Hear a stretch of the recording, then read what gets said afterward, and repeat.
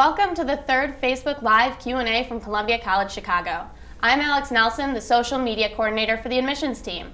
Today you have the opportunity to speak with 4 staff members about their respective departments and ask them questions in real time. With us we have Flor Carabez from Student Financial Services, Eric Friedman from the Career Center, Joanne Guns from the Residence Center, and Sam Vittori from Admissions, and our wonderful American Sign Language interpreter, Jetta Bao.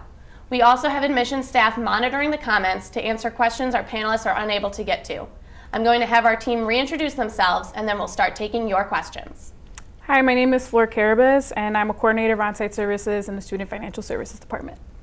Hello and good evening. My name is Joanne Guns, and I'm a coordinator of Residence Life. Hi, I'm Sam Vittori, and I am an assistant director of recruitment in the admissions office.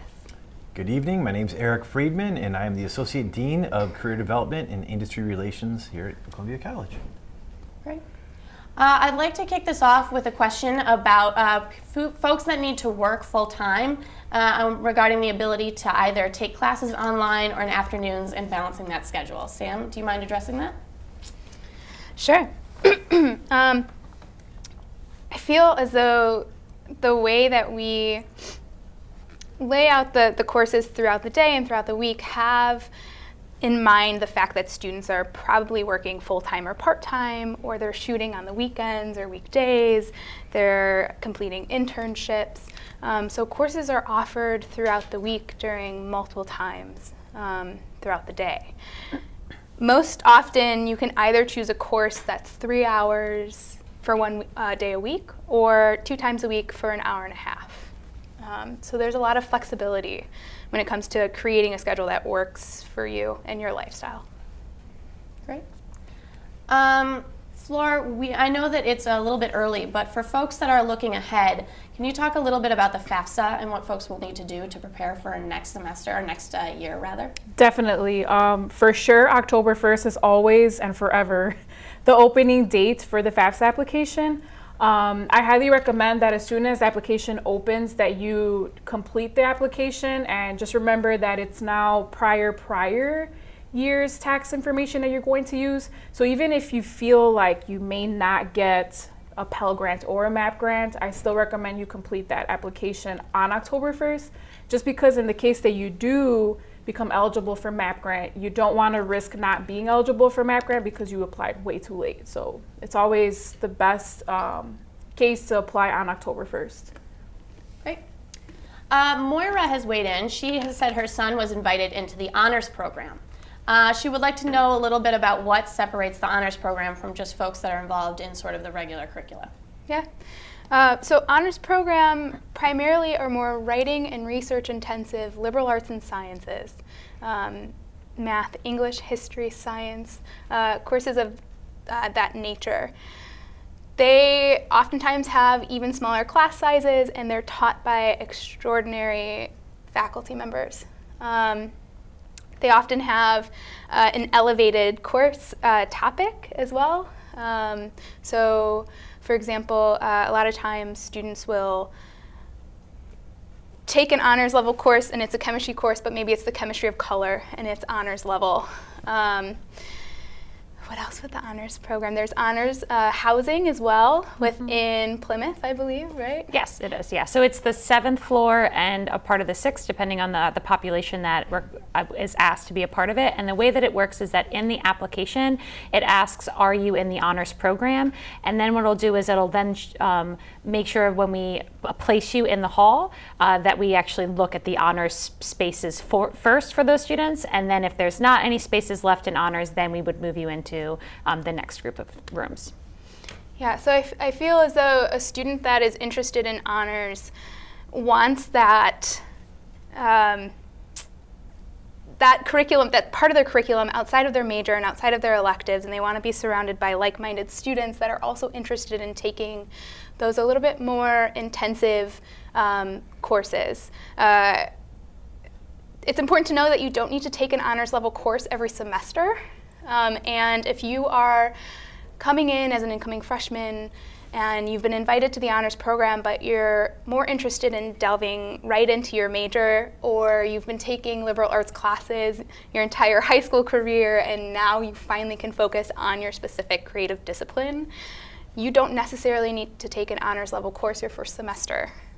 You could become acclimated with the college or Chicago if you're coming from out of town, and then take an honors level course the next semester. I believe you only need a certain number of courses to graduate with honors, and I believe it's 6.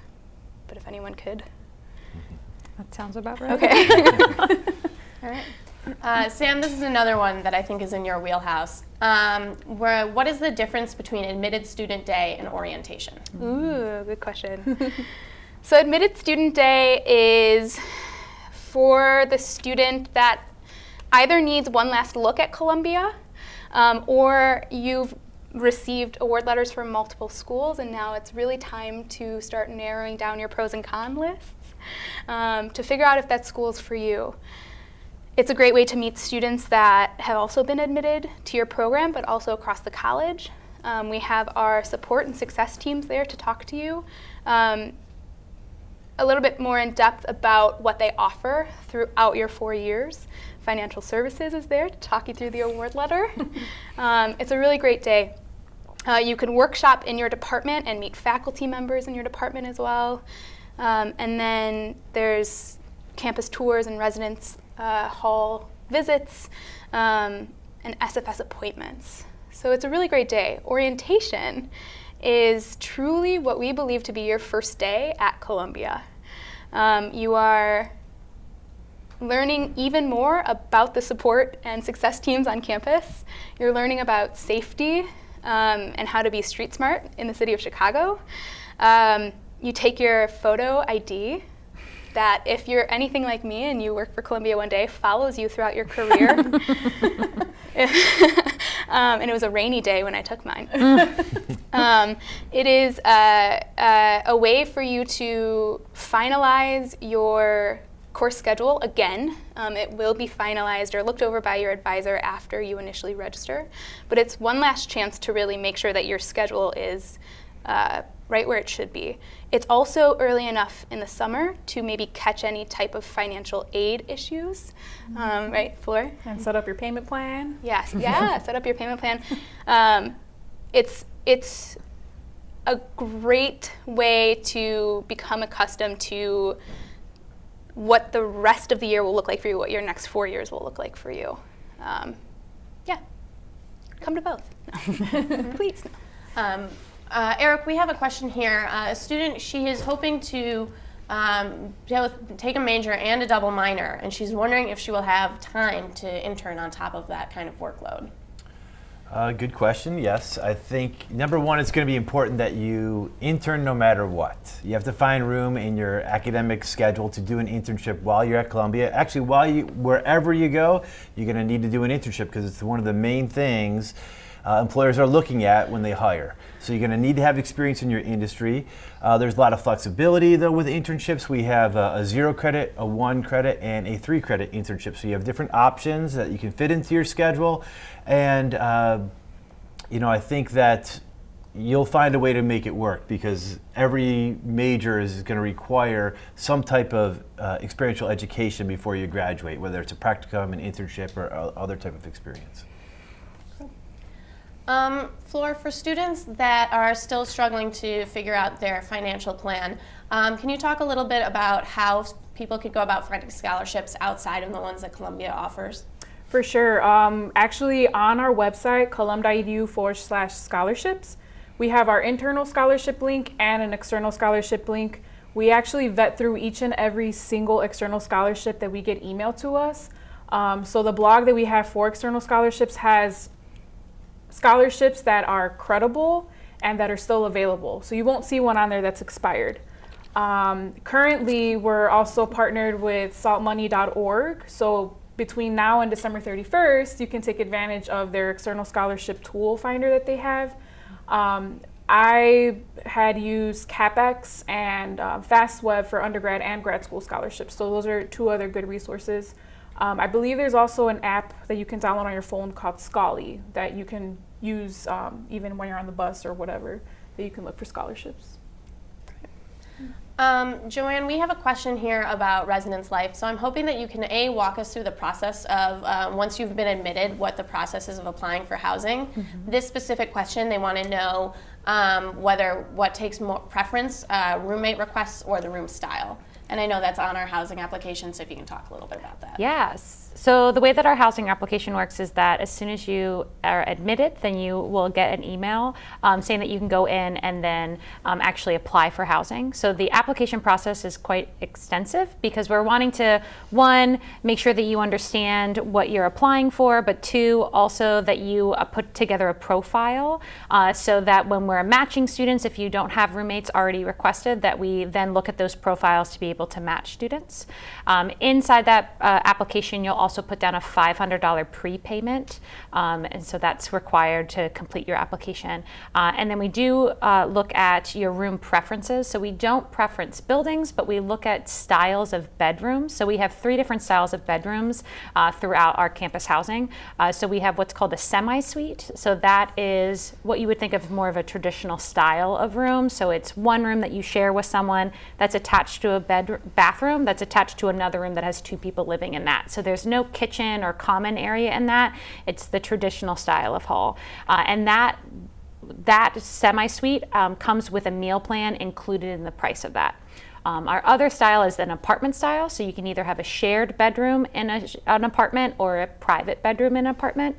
And so all of those have different pricing, so just make sure you go onto the website at colum.edu/housing and you can look at all of our housing rates, and that's all on there so you can see what that looks like. And the pricing is pretty equal no matter what building that you are in, but just make sure that you understand that piece. When it comes to what was the question? Sorry. They had asked about how the housing application takes into consideration roommate preferences versus room style preferences. Excellent. Sorry, I got jumbled in my head. So the way that it works is that we first look at your preference of room. So if you are looking to get into a private bedroom, that is what we'll look at first. And then if that's available, that's what we'll put you into. And then we'll look at the roommate piece. So our goal is to kind of hit your preference of the style first and then look at your roommates.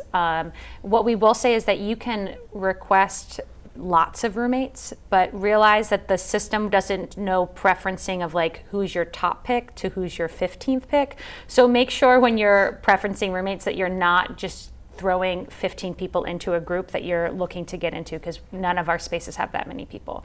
So really make sure that you're selective in that process. There's a whole roommate matching page in the application, so it gives you all the instructions of how to find other students, and it's those students that are also in the application phase, meaning they don't have a housing assignment yet, and they're still looking to connect with others.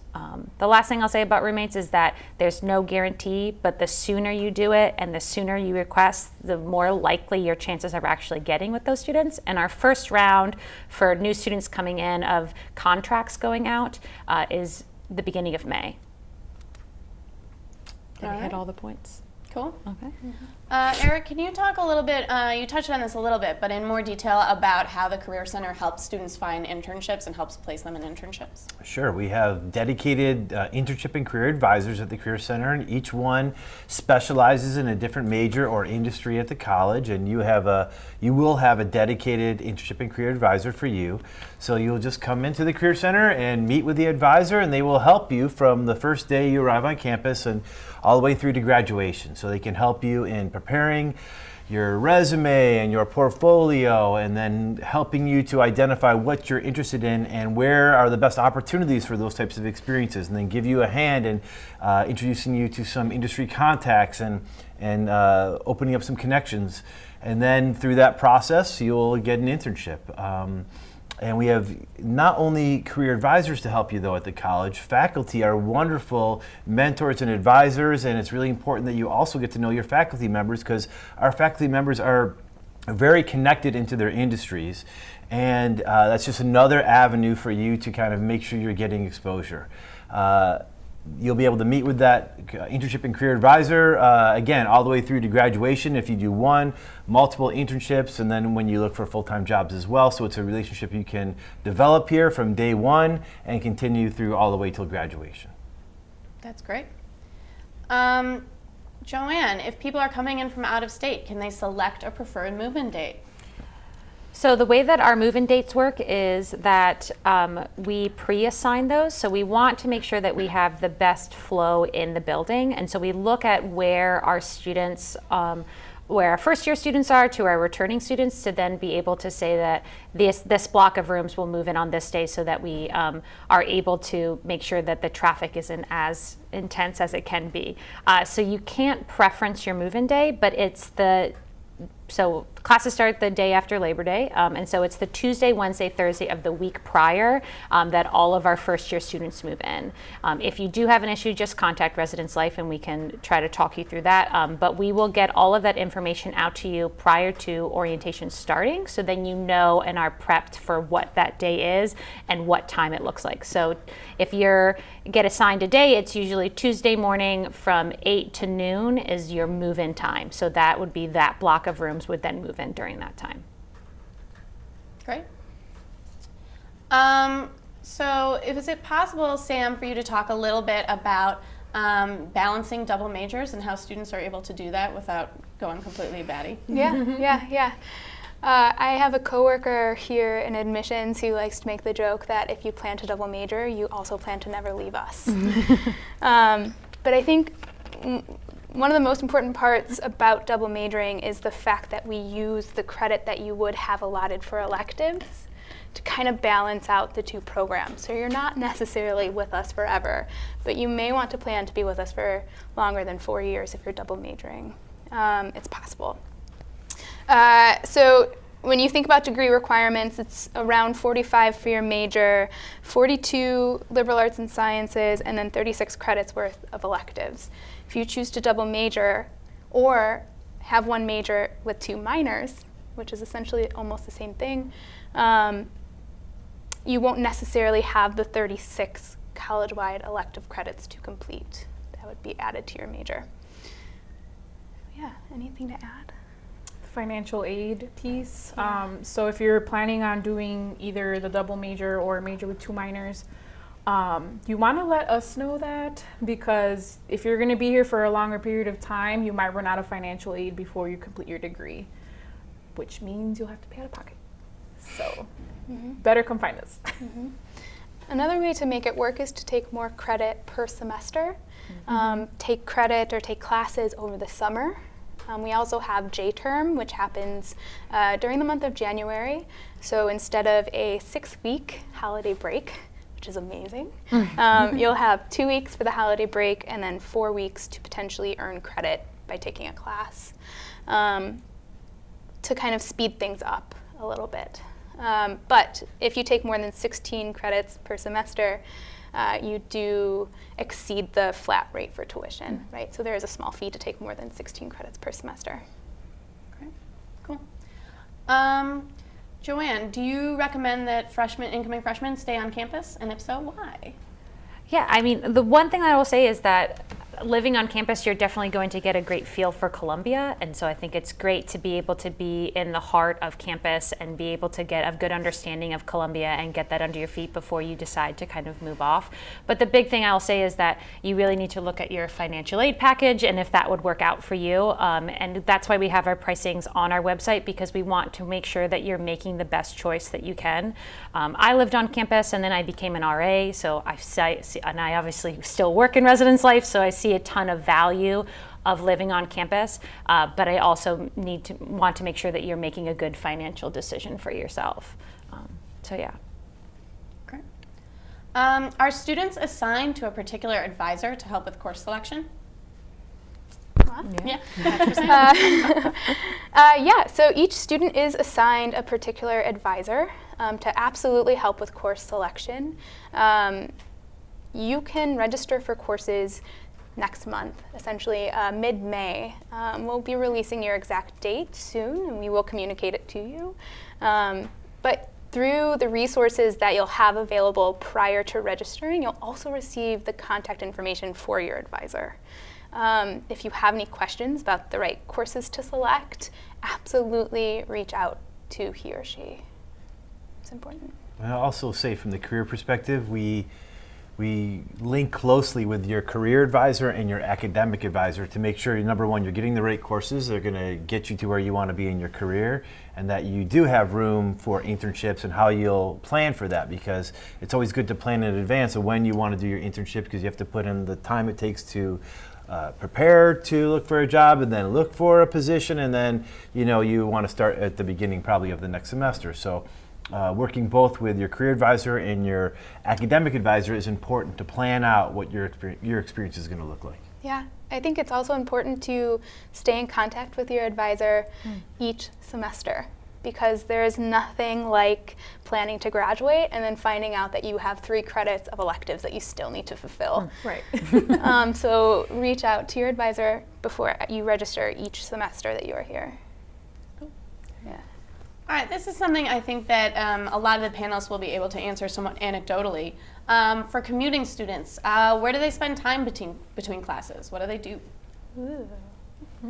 Good question. Yeah. So I lived on campus for a year as well, my freshman year. I moved off campus after my freshman year and became a commuting student from the neighborhoods of Chicago. So I wasn't necessarily coming from the suburbs, but still a good 25, 30-minute train ride away.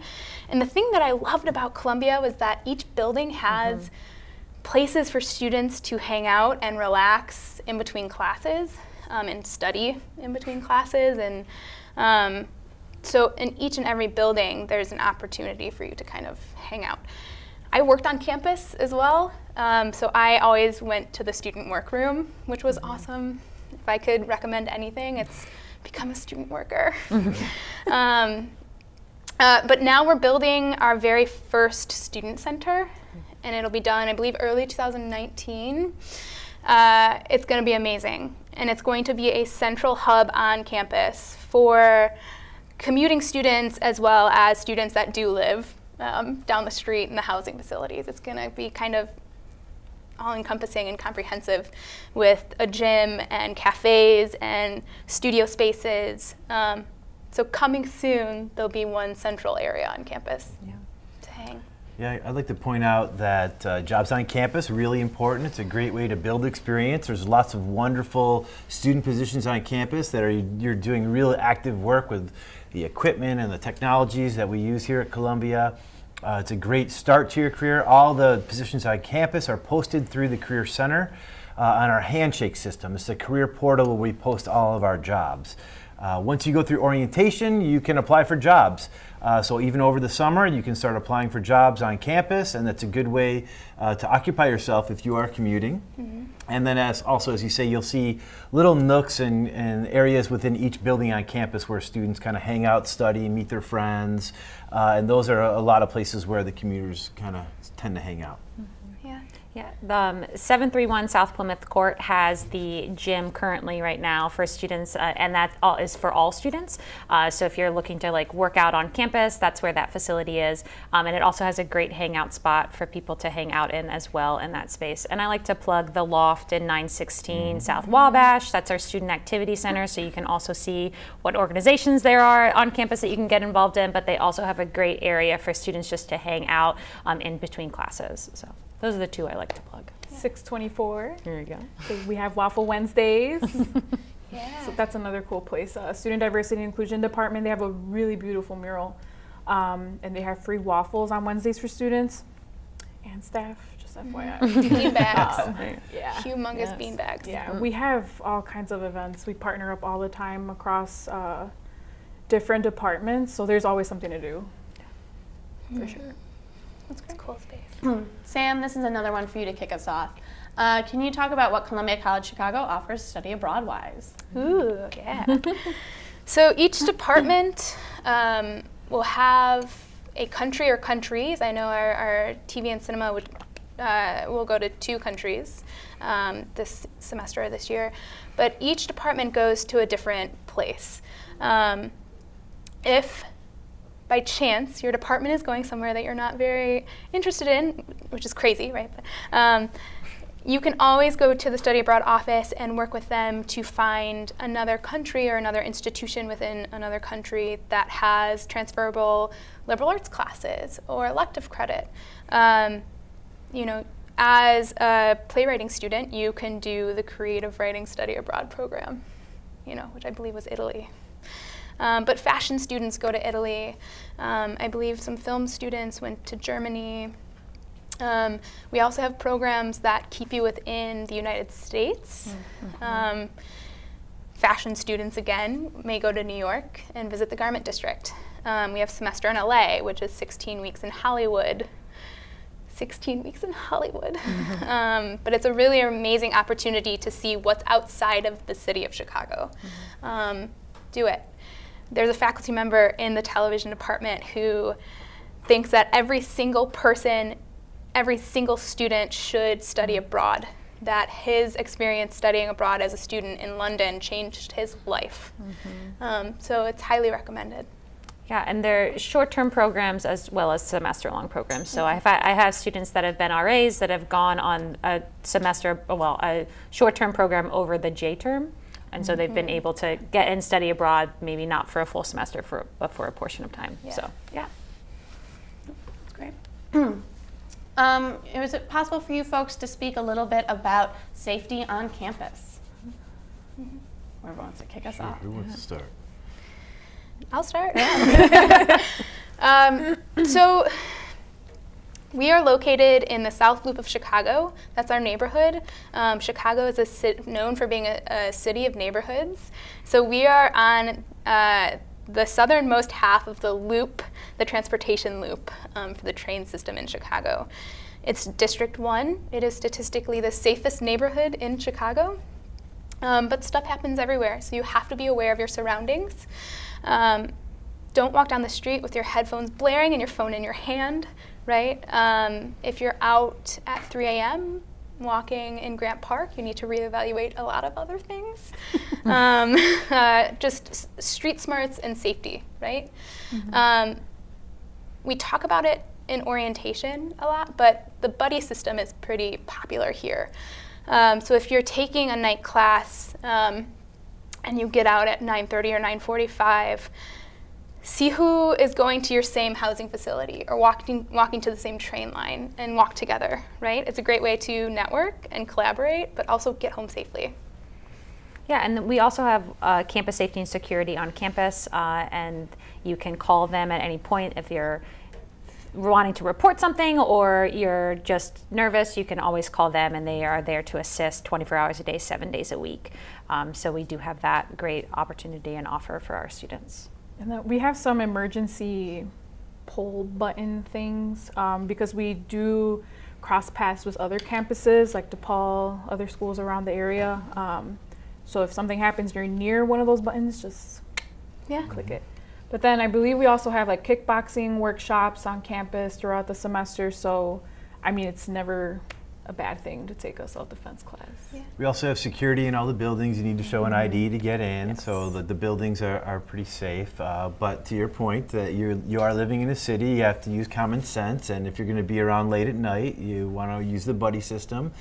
But over 20 years, working in downtown Chicago, I found it to be a great place to work and for students to interact and pretty safe. But there's, you are in a city, and you just got to kind of keep that in mind as well. Yeah, I think you make a good point talking about security, so I'll just talk a little bit about the guest policy when it comes to the halls, because it's a large piece that people have questions about and the RAs go through. But to check into our hall, so you have to know someone in that building, and then that resident then has to check in those guests. And we look for our guests to have a state ID, that they're over the age of 18, that they're only staying in the hall for 3 nights in a 2-week period of time, and you can only check in 2 guests at a time. So it's a pretty strict and very clear policy. If for some reason you have like a younger sibling or you're needing to do a group project, all you would need to do is come into the residence life office between 9 to 5, Monday through Friday, and you'll get what's called a guest exception. And that way, we're not saying that you can't have underage guests over, but we just want to be aware of who is in our hall. And so we are very flexible to work with people. Even the 3 nights in a 2-week period of time, we can work with people to extend that to a certain amount to be able to have people come and stay with you. But we do have a lot of security, so there's security at all of our buildings, and you have to actually have swipe access, meaning you have to have a key or a key card or a fob, depending on the building that you're in, to actually get into the building. So they are very secure with making sure that no one's in there that's not supposed to be. Great. Rhea recently participated in a peaceful school walkout, and she was issued a disciplinary action from her school. Will that affect her chances of getting in? Absolutely not. No. Nope. We are not retaliating or punishing any student voicing his or her beliefs through a walkout or anything in that regard. No, that does not affect your admission at all. Joanne, can you talk a little bit about RAs, how they're selected and what their responsibilities are? Yeah. So as I said, so I started as an RA and kind of found my path to be in residence life. So the way that our RAs are, we have 34 RAs in Plymouth, the Dwight, and in the University Center. I'm sorry, Plymouth, Dwight, and the ARC. The University Center also has Columbia RAs, but they have their own residence life office that then hires for the RAs in the University Center. So in total, there's about, I think there's like 15 more. So in total, you're looking at in the 40s of the amount of students that are RAs on campus.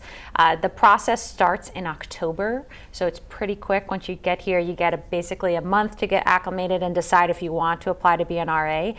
In the month of October, we have what's called info sessions. So this is a time that we really do give, it's an hour allotted time, and that we talk through the position, we have actual RAs there to answer some questions about the reality of the job. And so after that, if you have to attend one of those sessions to then be able to get an application. So it's different from any other student employment on campus, is that we want to make sure that you have a full understanding of the position before we allow you to apply for it.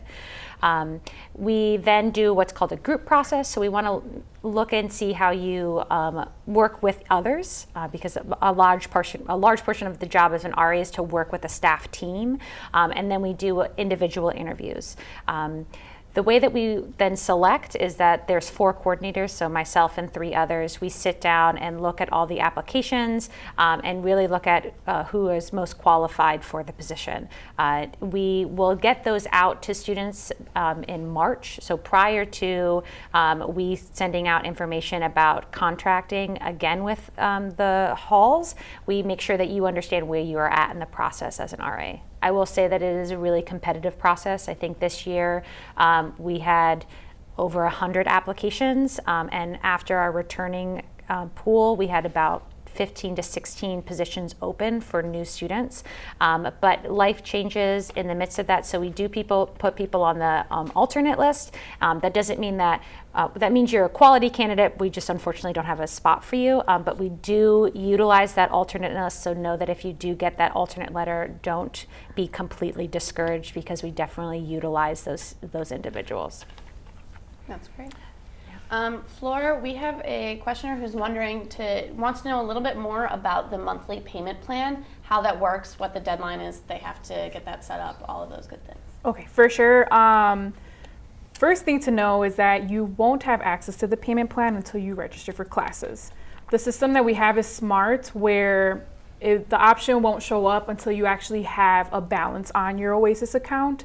So if you try to go in there now and you're not registered, it's going to say error. Once you're registered for classes, if you want to take advantage of the 6-month payment plan for the fall semester, you have until July 3rd to register for that payment plan. It is so simple. You literally just go into your Oasis portal and you click on payment plan, and it'll show you all the options you have.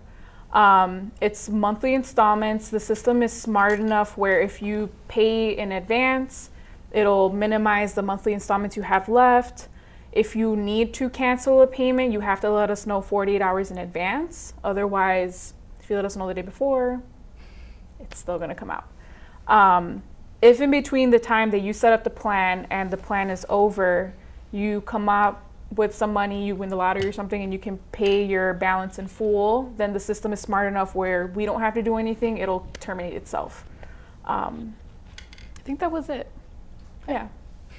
Cool. We have a commenter who wants to know a little bit about the transfer experience. I'm hoping that we can weigh in both in terms of what it's like to come in academically and how that process works, but then also, Flora, if you can touch on the fees and what it means transfer student-wise financially as well. Okay. So who wants to kick off? I think you could start. Sure. Yeah. Yeah, we have a really good amount of transfer students on campus. We are, in my opinion, very transfer friendly. We accept anywhere from 1 to 75 credits from accredited 2- and 4-year institutions. Generally, you have to earn a C or better in those courses for them to remain eligible, and they must be college credit. We have a dedicated staff of transfer counselors in the admissions office. They're awesome. And they will work with you, and we will work with you to ensure that the courses that you're taking at your current institution will transfer to Columbia, because the point of going to that institution before coming here, for many reasons, one of them may be to take those courses for less, or you can't quite move away from home yet. And the last thing we want is for you to waste any time or money by taking courses that you don't need. So we're here to make sure that those classes will transfer. Depending on the amount of credit that you come in with, you may be an incoming freshman, sophomore, junior, because you can come in with anywhere from 1 to 75. You can have 3 credits, and you will be considered a transfer student. Essentially, as long as you are completing and earning credit after the summer, after high school graduation, you're considered a transfer student. As far as the financial aid portion and tuition, there's no difference in the tuition. It's a flat rate. With packaging, though, if you are still enrolled in classes at this time, you obviously don't have grades for the current credits. So it's really important that as soon as you get your final transcript done, that you send it over to us. So that way, if we have to revise your award letter and package you as a junior or as a sophomore, that we do that as soon as possible. But that's really contingent on us having that final transcript. Without it, we don't really know what you're coming in as. Mm-hmm. And I think it's important because in regards to the award letter, federal loan options go up each year that you're in school. So as an incoming freshman, you'll receive $5,500 for Stafford loans, $65 sophomore year, Correct. $75 junior and senior year. So it's important to be packaged within your correct year. And I'll just plug one other thing. So the ARC, it's our first year in that building, but we will be in it again for the next couple of years. And it's a 20 and older building. So for our transfer students thinking about wanting to live on campus, we do have that option. If you're being like, I don't want to live with 18-year-olds, we do have the option of when you preference your style, we'll also look at your age so that we can put you with students that are in the same age group as you. So. And from the internship side, I can speak to the point that you have to do 1 semester on campus before you're eligible to do an internship. So that first semester, you can come on in and work with the Career Center to get geared up and get your resume and portfolio going and start looking for internships. That's great. We unfortunately don't have a international or global ed rep with us, but can we talk a little bit about international students and what they can do to prepare? For sure, I'm the financial student financial services international rep. Right now we have Ricky Brown that assists all the students with getting their visas together. So it's extremely important that you keep in contact with Ricky, and then I believe it's Kevin that does the international students through admissions. So those 2 people for sure. I'm not really familiar with what exactly is needed, but I do know that there's some financial components that need to be verified in order to even be able to apply, right? Once you're already here, make sure that you get my card, because I will be helping you with setting up a manual plan if that's what you need, going over the payment plan policy, going over Flywire if you need to wire transfer payments over to Columbia. And we're also working on some stuff regarding preventing identity theft and making sure that you are the only person with access with your passwords. So it's a lot of different things that with the American culture that you have to keep in mind. But for sure, those 2 people are your definite go-to people as far as getting even the application. Yeah. I know we have special programming in the beginning of each semester as well to help international students acclimate to the city of Chicago and to Columbia. More about those programs, I believe, can be found on our website under the international page that lists all information about I-20s and the financial aspect and the buddy program and so on and so forth. Kevin, Sky, and Susan are on the international team in admissions. Also wonderful, just as our transfer team. So contact your representative. I think it's very similar to domestic students coming to Columbia. Make sure that your financial portion is intact and make sure that your course schedule is good to go early enough so that if anything is askew, it can be fixed. So. Eric, as students are prepping for internships and their careers, is there anything you notice that really helps some folks stand apart, and like what really sets a student apart from the pack? Having a portfolio, right? Many students don't want to take the time or effort maybe to put that work into building a strong portfolio, but what a portfolio does, it shows not only images or examples of your work, but it can identify the skills that you have and show and help you tell the story of what your story is and the skills you have that are going to be important for employers to know about. So we do have a system at Columbia that we've just rolled out called Portfolium. You can check it out, portfolium.com.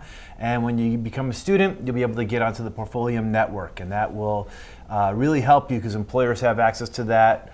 Other students and faculty members have access to it, and folks can get in and see your work, and you can show your work to others through that. So it's really helpful in when you come to Columbia and you start building your work, you have a place to archive it, keep it, and then show employers that. So I think that's one way to set yourself apart. Again, as I mentioned earlier, really becoming close with your faculty members and working with the Career Center from the day you arrive on campus to make sure you're doing everything that's necessary to land a great internship, because as I mentioned earlier, internships are the key to your success. And that's one of the great things about coming to a city like Chicago is that we are saturated within all the creative industries of Chicago. Columbia College has connections, and either former alumni, former students and alumni who work at these different places throughout Chicago, faculty members, Career Center folks. So we have a lot of connections to the city, and that's a great place for you to get experience while you're here as an undergrad.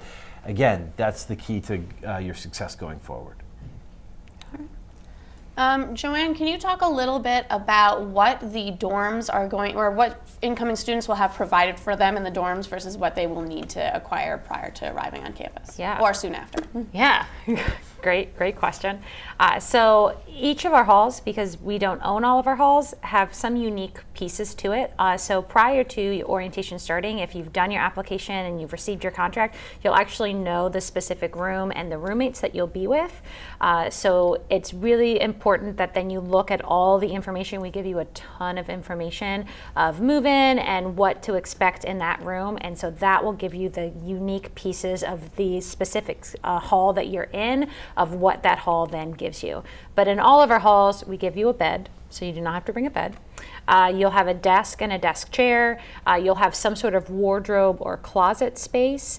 And then if there is in an apartment style, you'll have then some sort of seating arrangement in the living room area, and then all of the major appliances in the kitchen. So a fridge, a stove, a sink, and every place except Plymouth will give you a microwave. So just know that. So there's just specifics that you'll need to know. All of our halls have wireless capabilities. Some of them you have to bring a router to have wireless. Some of them come with it. So it just kind of all depends on the hall that you're in. But all of the basic furniture that you need will be in the hall. So again, I'll just repeat it.